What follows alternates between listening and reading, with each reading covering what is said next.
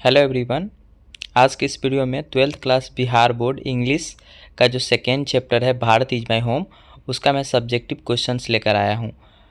तो वीडियो में अंत तक बने रहिएगा और इस वीडियो में मैं आपको सब्जेक्टिव क्वेश्चन के साथ साथ मैं आपको इसमें एक्सप्लेनेशन भी बताऊंगा, साथ में उसका ट्रिक भी बताऊंगा कि कैसे एक्सप्लेनेशन एग्ज़ाम में लिखा जाता है।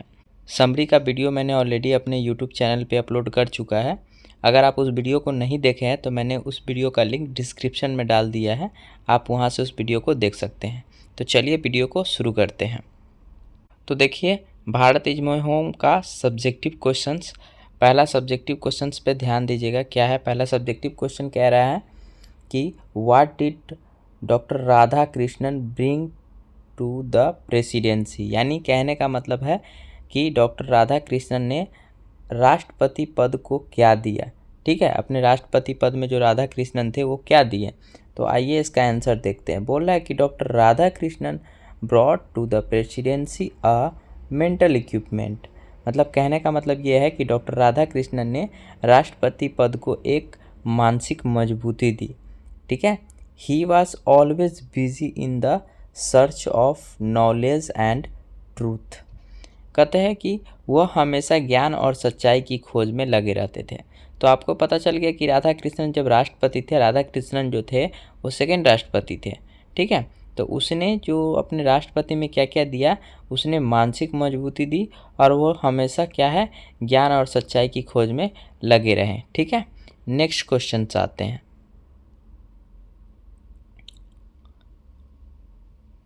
दूसरा क्वेश्चन देखिएगा, what oath did doctor Zakir Hussain take. कह रहा है कि डॉक्टर जाकिर हुसैन ने क्या शपथ लिया। ठीक है, जब डॉक्टर जाकिर हुसैन भारत के राष्ट्रपति बने, डॉक्टर जाकिर हुसैन सबसे पहले भारत के तीसरे राष्ट्रपति थे। दूसरे कौन थे?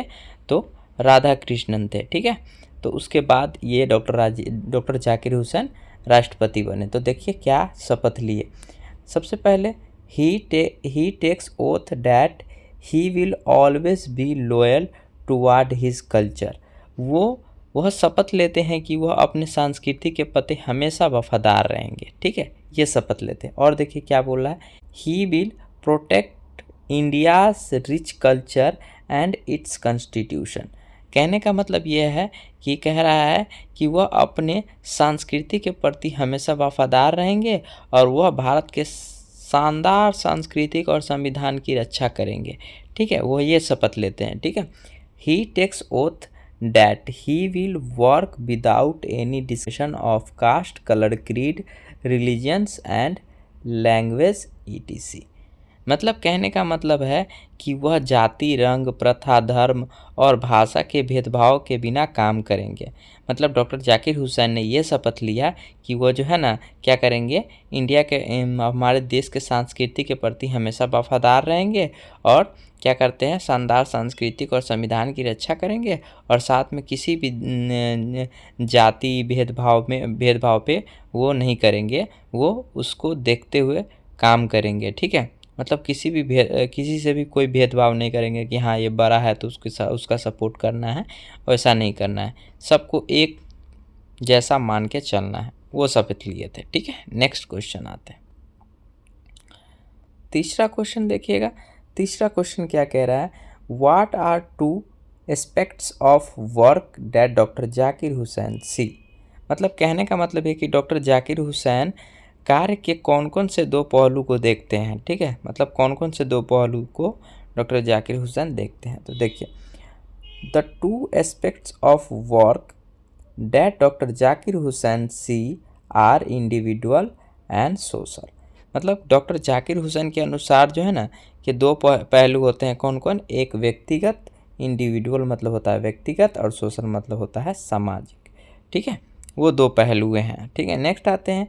He says that if he wants to taste a new flavor of progress, then we shall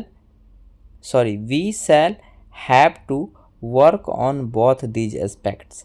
कह रहा है कि यदि हम प्रगति का नया स्वाद चखना चाहते हैं तो हमें इन दोनों पहलुओं पर क्या करना पड़ेगा, काम करना पड़ेगा। ठीक है, कौन कौन से? एक इंडिविजुअल पहलू पर और सोशल पहलू पर, ठीक है। इन दोनों पे हमको क्या करना पड़ेगा, काम करना पड़ेगा। Man and society both are complement to each other. कहने का मतलब ये है कि मनुष्य और समाज दोनों एक दूसरे के पूरक है, ठीक है, दोनों एक दूसरे पर निर्भर है। ये कहने का मतलब है डॉक्टर जाकिर हुसैन का। समझ में आ गया कि कौन सा दो एस्पेक्ट था, एक इंडिविजुअल और दूसरा सोशल, ठीक है। अब नेक्स्ट क्वेश्चन आते हैं। नेक्स्ट क्वेश्चन काफ़ी वीवीआई है, ठीक है। The past is not dead and static, how does doctor Zakir Hussain emphasize that significance of past। मतलब कहने का मतलब ये है कि अतीत मृत्यु स्थिर नहीं है। डॉक्टर जाकिर हुसैन अतीत के महत्व को कैसे बताते हैं, ठीक है। यानी कहने का मतलब है कि पास्ट जो बीत गया है उसको कैसे बता रहे हैं डॉक्टर जाकिर हुसैन, वो देखते हैं। आइए, कह रहा है doctor Zakir Hussain says that past is not dead and static. Doctor Zakir Hussain कहते हैं कि पास्ट मरा नहीं है, अभी तक क्या है, ये जीवित है। इट्स अलाइव एंड डायनेमिक, क्या है, ये अभी तक जीवित है। And energetic and it is involved in determining the shape of our present and the prospects of future. मतलब कहने का मतलब है डॉक्टर जाकिर हुसैन के अनुसार अतीत मृत और स्थिर नहीं होता है, वह जीवित और गतिशील और ऊर्जावान होता है। अतीत हमारे वर्तमान के रूप और भविष्य के संभावना को तय करने के महत्वपूर्ण भूमिका निभाता है, ठीक है। कहने का मतलब क्या है कि हमारा पास्ट जो है ना, भविष्य के लिए काफ़ी इम्पोर्टेंट है, हमको उस चीज़ को देखते हुए काम करना है। अब कह रहा है, लास्ट लाइन देखिए, कह रहा है he says that for this reason we can not ignore the past, ठीक है। मतलब इसीलिए हम लोग क्या है, पास्ट को क्या कर नज़रअंदाज नहीं कर सकते, क्योंकि हम लोग उस चीज़ को देख के ही काम करना है। जो संविधान में लिखा हुआ है उसी को देख के हमको चलना है, वो कह रहे हैं डॉक्टर जाकिर हुसैन, ठीक है, कि पास्ट मरा नहीं है, जो संविधान में लिखा है वो मरा नहीं है, उस चीज़ को हम लोग फॉलो करते आ रहे हैं, ठीक है। नेक्स्ट आते हैं फिफ्थ क्वेश्चन। देखिए फिफ्थ क्वेश्चन में क्या कह रहा है, when and where was doctor Zakir Hussain born and how long he live. मतलब ये कहने का मतलब है कब और कहाँ उनका जन्म हुआ और वो कितने साल तक जीवित रहे। तो आइए देखते हैं। आंसर में कह रहा है doctor Zakir Hussain was born in 1897 in Hyderabad, ठीक है। 1897 में हैदराबाद में जन्म हुआ। एंड ही डाई इन 1969 और उनकी मृत्यु 1969 में उनकी मृत्यु होगी। ही लिव्ड फॉर 72 ईयर्स, वह 72 साल जीवित रहे, ठीक है। मतलब 1897 में उनका जन्म हुआ, 1969 में उनकी डेथ हो गई और टोटल कितने साल जिए वो, 72 ईयर्स, ठीक है। नेक्स्ट आते हैं 6 नंबर क्वेश्चन में देखिएगा, in what context does doctor Zakir Husain say Bharat is my home. Doctor Zakir Husain किस संदर्भ में कहते हैं कि भारत मेरा घर है, ठीक है। आइए देखते हैं। Actually in our Indian constitution the presidency of India is the constitutional head of our country. यानी डॉक्टर जाकिर हुसैन ने यह बात उस समय कही जब वे भारत के राष्ट्रपति बने, ठीक है। So he naturally he became the head of our country. वो क्या है, हमारे देश के क्या बन गए, हेड बन गए, ठीक है। And after saying that whole of Bharat is my home, इसके कहने के बाद कि भारत पूरा मेरा घर है। He wants to show his emotions toward the Indians, ठीक है। वह अपने भारत के लोगों को अटेंशन और इमोशन दिखाया, ठीक है। And he will work as their chief and for its strength and beauty. वो मतलब ये कहें कि भारत मेरा घर है, वो क्यों कहे, क्योंकि इसके ऊपर उसका प्रति उसकी श्रद्धा है कि हम अपने देश को आगे बढ़ाएं, अपनी ताकत को आगे बढ़ाएं, अपनी सुंदरता को आगे ले जाए, ठीक है। वही इसमें कह रहा है, ठीक है। और यह बताना चाहते हैं कि वह देश की शक्ति और सुंदरता के लिए काम करेंगे, वो यही बताना चाह रहे हैं डॉक्टर जाकिर हुसैन। ठीक है, नेक्स्ट क्वेश्चन आते हैं 7 नंबर। Why is doctor Zakir Husain overwhelmed? Overwhelmed मतलब होता है भावुक, मतलब डॉक्टर जाकिर हुसैन क्यों भावुक हो गए? तो आइए आंसर देखते हैं। The president is the constitution head of our country India. ठीक है, मतलब डॉक्टर जाकिर हुसैन भारत के राष्ट्रपति के रूप में संवैधानिक प्रमुख बनाते ही अत्यंत भावुक हो गए। So after being elected on this designation doctor Zakir Husain is overwhelmed. ठीक है, जब उसे चुन लिया गया तो वो क्या हो गए? भावुक हो गए, आंखों में आंसू जैसा हो गया। ठीक है, he also thanked India's for electing him to this highest rank, he is emotional here. ठीक है, इस उच्च पद को उनको चुनने के लिए वो भारत के लोगों को क्या करते हैं? वो धन्यवाद देते हैं। इस समय ये बहुत भावनात्मक महसूस कर रहे थे। ठीक है, 8वां number. What is business of education? यानी शिक्षा का व्यवसाय क्या है? ठीक है, तो आइए आंसर देखते हैं। According to doctor Zakir Hussain, education is the prime instrument for national purpose. यानी कह रहे हैं डॉक्टर जाकिर हुसैन के अनुसार शिक्षा राष्ट्रीय उद्देश्य का एक प्रमुख उपकरण है। ठीक है, हथियार है। ठीक है, he also admits that he has been elected to the highest office just because of his long associations with education. वे यह भी मानते हैं कि उन्हें यह उच्च पद इसी वजह से मिली है क्योंकि उनका शिक्षा के क्षेत्र में लंबा अनुभव और जुड़ाव रहा है। ठीक है, उनको काफ़ी नॉलेज है इसलिए मिला है। तो इसीलिए कह रहा है एजुकेशन जो है ना सबसे इम्पोर्टेंट चीज़ है। ठीक है, बिना एजुकेशन से देश को आगे बढ़ाया नहीं जा सकता। नेक्स्ट आते हैं। Why does doctor Zakir Hussain India the young state of an ancient people? Doctor Zakir Hussain Bharat को पुराने लोगों का युवा राज्य क्यों कहते हैं? तो आइए इसका आंसर देखते हैं। He says India is the young state of an ancient people because India has got independence just few years ago, so the state is new and its people are downgrade toward its own ancient value. मतलब कहने का मतलब है कि doctor Zakir Hussain Bharat के पुराने लोगों का युवा का राज्य कहते हैं क्योंकि भारत को स्वतंत्र हुए सिर्फ कुछ ही साल हुए हैं, इसलिए राज्य क्या है? हमारा देश क्या है? अभी नया है। ठीक है, इसके लोग अपनी प्राचीन परंपराओं और मूल्य के प्रति धीरे धीरे जागरूक हो रहे हैं।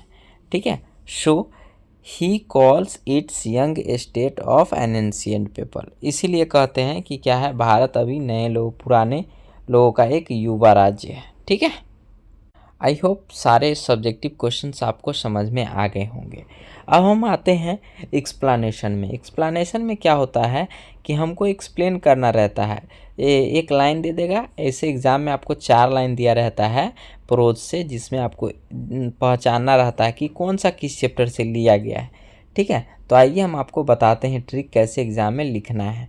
ठीक है, तो एक्सप्लेनेशन मतलब होता है लाइन को पहचानना और उसके बारे में लिखना। तो सबसे पहले लाइन को पहचानने के लिए भारत इज माई होम के अगर कोई भी लाइन है तो उसको हम कैसे पहचानेंगे? तो हमने कुछ इंपॉर्टेंट वर्ड्स आपको दिए हैं जिसको आपको याद करके रखना है। अगर ये सारे वर्ड आ जा रहे हैं तो समझना है कि आपको भारत इज माई होम से लिया गया, चाहे एस्थेटिक आ जाए, डायनेमिक आ जाए, हेड आ जाए, चूजन आ जाए, फैमिली आ जाए, ओवरवेलमेड आ जाए, प्रेसिडेंसी आ जाए, मेंटल इक्विपमेंट आ जाए, पीपल आ जाए। ये इस सब वर्ड में से अगर लाइन में कोई भी एक वर्ड है तो आपको समझ जाना है किस चैप्टर से लिया गया हुआ है। भारत इज माई होम से लिया गया हुआ है।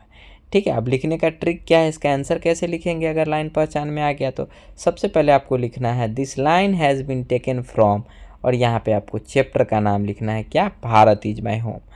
इट इज़ ए या एन, तो इट इज़ ए स्पीच, क्या है स्पीच है तो ए स्पीच होगा। इट इज़ रिटन बाय, यहाँ पे जो खाली स्थान है यहाँ पे राइटर का नाम होगा डॉक्टर जाकिर हुसैन। ही या सी, तो ही होगा लड़का है।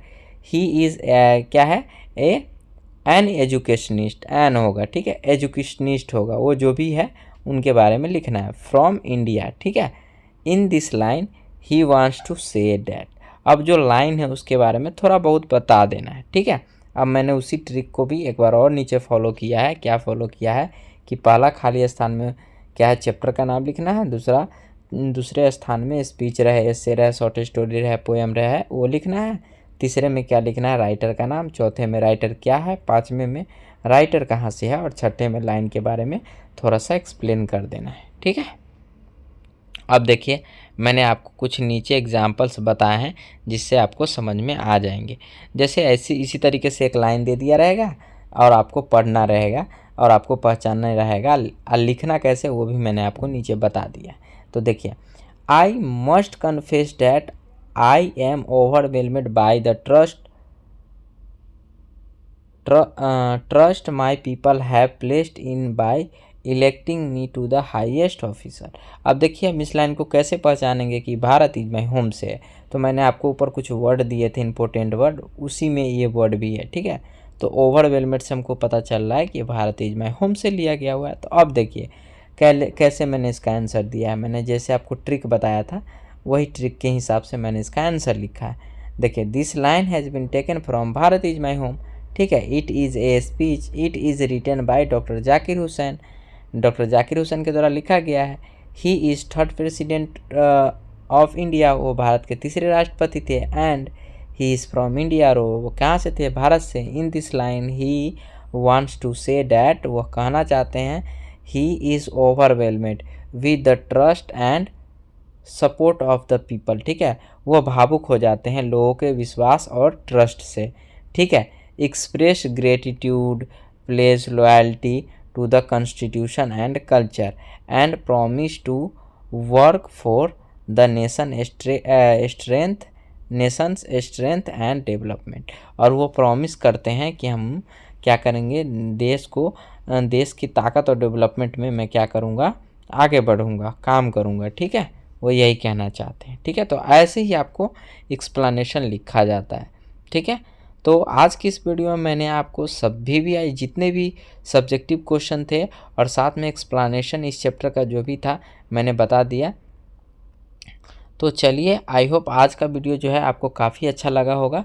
तो इस वीडियो को अपने दोस्तों तक भी शेयर करें, ठीक है, जो खासकर 12th में है और 2027 में एग्ज़ाम देने वाले हैं, ठीक है। तो उनको भी यह वीडियो शेयर करें ताकि वो भी आपकी तरह एग्ज़ाम में अच्छे मार्क्स ला सके, ठीक है। तो चलिए इसी तरीके से फिर नेक्स्ट वीडियो में मिलते हैं, तब तक के लिए बाय बाय।